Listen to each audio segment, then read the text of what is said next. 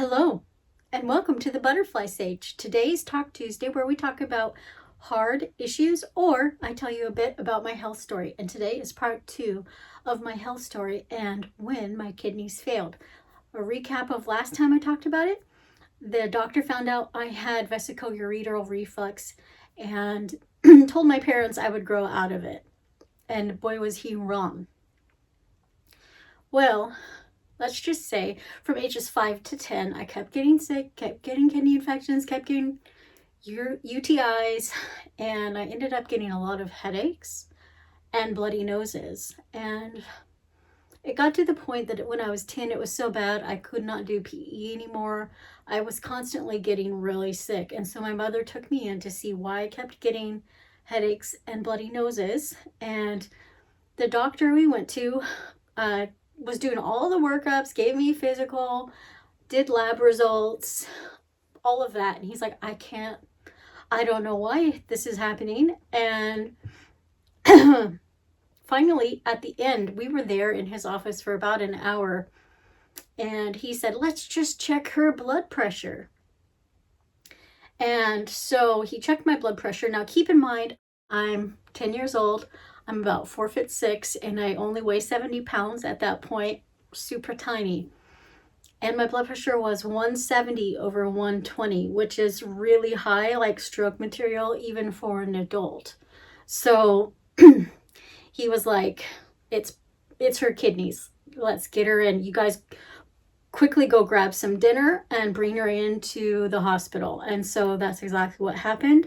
I remember my mom taking us to McDonald's, and I ended up getting chicken nuggets, which is, for my mom, was not normal. For my dad, that would have been normal, but for my mom, she never purposely took us there. So it was almost a special treat to get chicken nuggets. So we went into the hospital, and it was at the Salem Hospital, and at that time, I was in the pediatric part of the hospital for 2 or 3 days, and at that time, Salem Hospital did not have any pediatric nephrologists, which are the doctors that work with kidneys. And so I met Dr. Walter Whitman for the first time, and because he wasn't familiar with pediatrics, he recommended my parents go up to OHSU to the Children Dornbecker's Clinic. And so I was up there for a few days. They got my blood pressure under control on blood pressure meds, got my electrolytes stable, because that's what your kidneys do. They function all of the stuff like potassium, phosphorus, and everything, and that was out of whack. And so they got all of that stable and told my parents that it was highly likely I would need to start dialysis and to go home for a few weeks and hope and maybe that with being on blood pressure, my medicine, my kidneys would start working again. Well, a few weeks later, we brought back up and my kidneys were still not functioning. I was really sick at this point. And so they scheduled me to have a peritoneal dialysis catheter put in. Now, for those of you who don't know what a peritoneal dialysis catheter, you might want to turn and look away if you are those type of people that get grossed out at medical procedures, pictures, blood, because the next few pictures might be disturbing to you. What peritoneal dialysis is where they insert a catheter into the abdominal cavity, and then they do what they call a bag exchange, and they infuse a liquid fluid called dialysate, which is a cleansing solution. And then they let that cleansing solution sit there and absorb all of the toxins, the excess fluid from the blood vessels in the abdominal lining, and they pull off all those toxins outside of the body, which is what your kidneys normally would do. And so I ended up getting one of those peritoneal dialysis catheters, and it was quite painful. And I'm sorry about that. I didn't expect to be giving myself therapy as I'm telling this story. Getting that peritoneal dialysis catheter hurt a lot. And every time they did a bag exchange where the fluid went in, it would hurt really bad. And I kept telling the nurses and the doctors that it would hurt. And they're like, oh, it's new. Once it heals, it'll be fine. Give it a month or two and it won't be, you won't be as sore. And I'm like, okay. And I just had to trust them. I'm 10. What am I going to do? And so time goes on. It's been a couple months and it still hurts really bad. Sometimes I cry when the bag exchanges are going. And my mom was frustrated at that fact that I would cry. I'm not gonna lie, a very sensitive child to other things. I would cry a lot. I know now because I am an empath with people. I sometimes feel their emotions, and I was an oversensitive kid, so they all thought I was sensitive with pain, but it turns out I'm actually really great with my pain.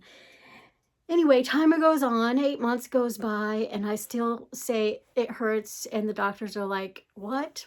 That's crazy, and nothing was done. And so a year goes by when they finally decide to figure out why I'm still having pain every time they do a bag exchange where the fluid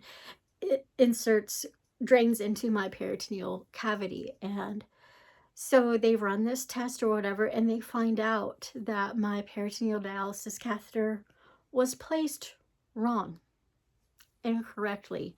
Instead of being straight down to where the fluid flows, it was literally bouncing off the wall of my peritoneal membrane. And that is why it was so painful. So they end up doing another surgery, a reparative surgery, to put it in and correct it and place it in correctly where it's supposed to be at 11 years old, another year later. And I end up doing peritoneal dialysis for a while until my mother steps up to be my hero. And you'll find out more about that the next time I talk about my health story. So funny story to mention after that, the sad story. So my brother Ryan and Ryan is the oldest boy, so he's the second child. I'm the oldest. We both sing in a choir at the church that we go to, and one of the older gentlemen in the choir was like, we were talking about being sick, and he had mentioned how it's hard to get over being sick as you grow older. And I said, yeah, it seems like everything's harder to recover once you grow older. And he's like, just wait until you're 40. And I was like, well, I'm 50. And he's like, no way, you're 50? He's like, well, how old is your brother then? And my brother's only like 19 months younger than I am. And he's like, I would never expect you guys were that old. And here I am. So I'm sitting here gloating, thinking he's complimenting me on not looking my age. And then he proceeds to say, yeah, I never thought you guys would be that old. You guys don't act that age. So I don't know if that was a compliment or not. I'll take that as a compliment, but anyways, kind of funny. Well, thank you for watching this far, if you watched all the way to the end. And until next time, feed the pollinators for me.